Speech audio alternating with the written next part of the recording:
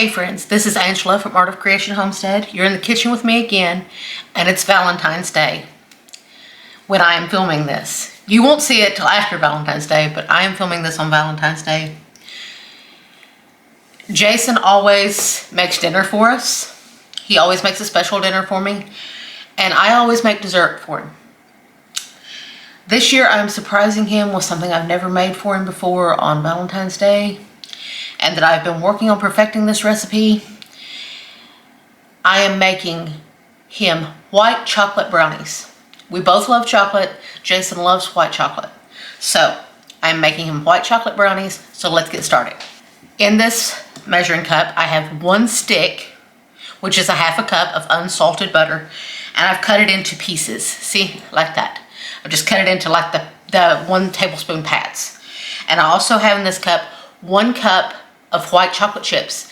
I'm going to pop this in the microwave and go in 30-second increments, stirring between each until it's fully melted.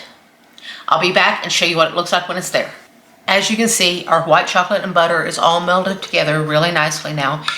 In my microwave, it took 3 30-second increments, and it was nice and melted. So now we are going to pour it into our mixing bowl, because of course we have to add some stuff to it. But while I'm doing this, I will tell you, you want to preheat your oven to 350 degrees, and you want to line an 8x8 inch pan with parchment paper. You want to line it. It will make it much easier on you later. And you want to spray it with some kind of cooking spray, or grease it with butter, or however you do it. I use coconut oil spray. But you want to have it ready when your batter is done. Now to this mixture, to start cooling it down, we are going to add 1 14-ounce can of sweetened condensed milk. That is your sugar element. And as I told you, this is going to be in an 8x8 pan. You can use a 9x9. They'll be thin. I'll tell you that, they'll be thin. Now, that is the perfect size for me and Jason, because it's just the 2 of us. That is the perfect size pan for the 2 of us. Now, if you want to make them for more, you can double this recipe. But that is perfect for me and Jason. Now, I am going to add, and this is a first for this channel, you're going to actually see me measure vanilla, because it takes an entire tablespoon of vanilla, because it brings up the flavor of that chocolate, of that white chocolate. So you're going to add an entire tablespoon of vanilla. So you want to mix that in. You want to work relatively quickly, because you don't want that chocolate, that white chocolate and butter, to start to solidify on you again. You don't want that to happen. So you want to mix that in really good. And now that you've added those ingredients, that has cooled it down, now you can add your eggs. And we are going to add 1 whole egg, 1 whole large egg, and 1 egg yolk. The reason we are just adding 1 egg yolk instead of 2 whole eggs is if you add 2 whole eggs, you're going to start making your brownies cakey. And while some people like cakey brownies, I'm not a big one on cakey brownies. I like mine fudgy and chewy, and I don't like mine cakey. And I know Jason is the same way. But if you add a yolk, you add richness and helps with the chewy factor and fudgy factor without adding cakiness. So keep that in mind when you're making brownies.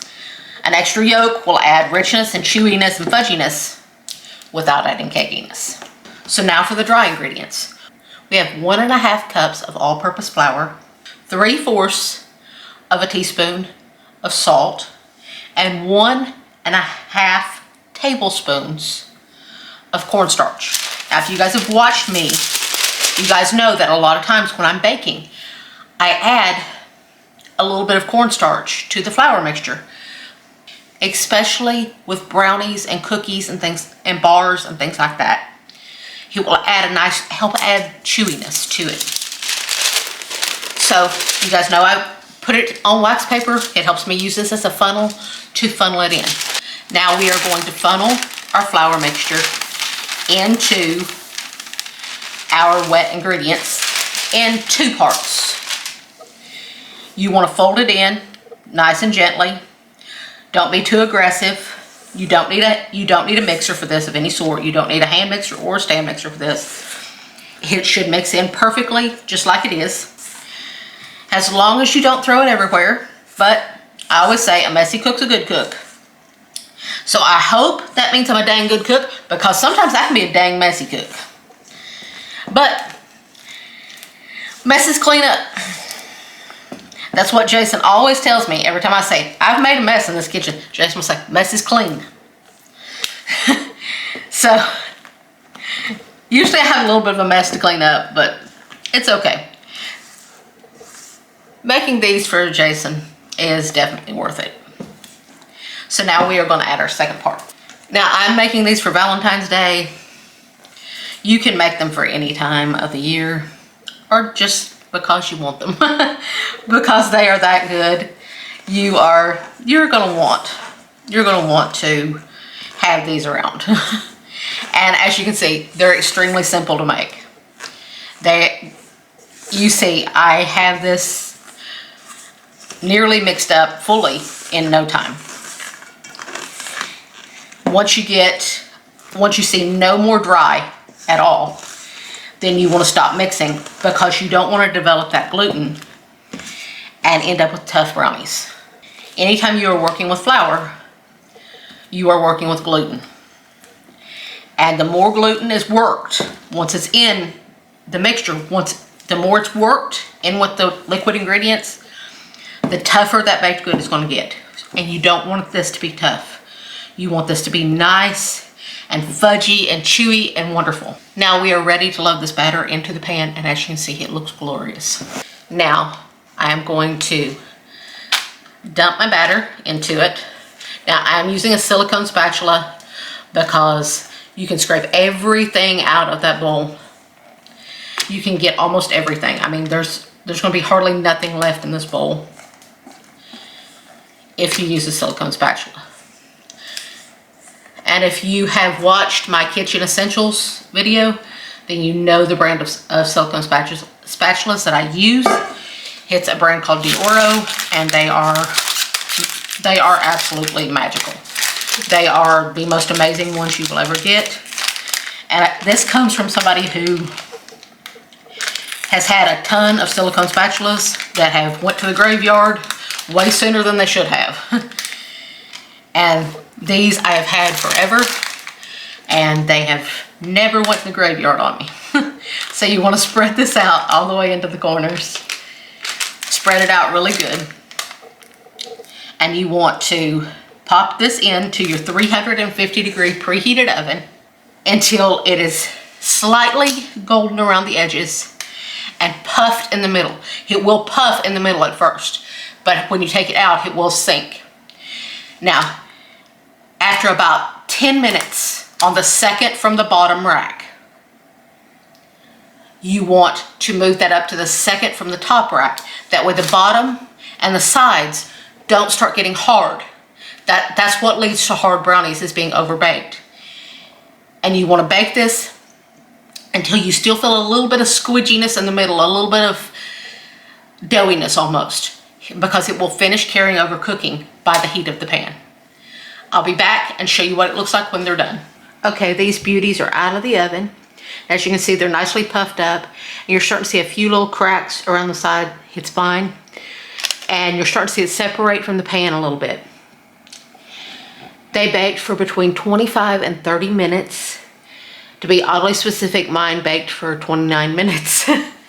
And when you feel the sides, they feel kind of firm. But when you feel the middle, it still feels a little squidgy. Just a little squishy, basically. Now you want to leave them in the pan to continue carryover cooking for about 15 minutes.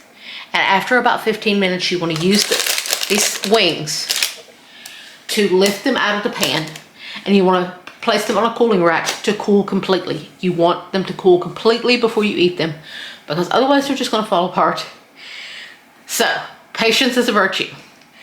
We'll be back and I'll show you just how much Jason loves his Valentine's surprise. Okay, Angela Kay did such a beautiful job with these. I'm extraordinarily excited about tasting them because obviously they're going to be good, right?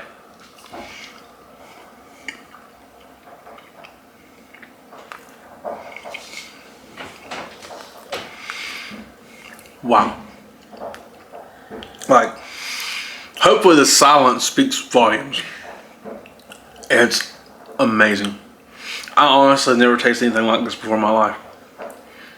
That's a good thing. That's one of those things you can tell somebody that also be like an insult. But this is certainly not. Like somebody fix something that's disgusting. I have never tasted anything like this in my life. Wow! You didn't lie. You hadn't. This is not that way. This is amazing. I shouldn't be surprised at this point that everything that Angela Kay makes is so amazing. But it still surprises me every time because it's simply amazing what she can do. And I'll never not be amazed at how wonderful of a cook she is, to be honest with you. So really, truly, you should try those. That might be better than a regular chocolate fudge brownie. They're amazing. They really are. Certainly will hit you or twang your buzzer in a way you didn't know could be twanged. That's for sure. So thank you guys so much for watching. I do appreciate it. My name is Jason. That's Smart. Her name is Angela Kay. This is Art of Creation Homestead. We love y'all. God bless you and goodbye.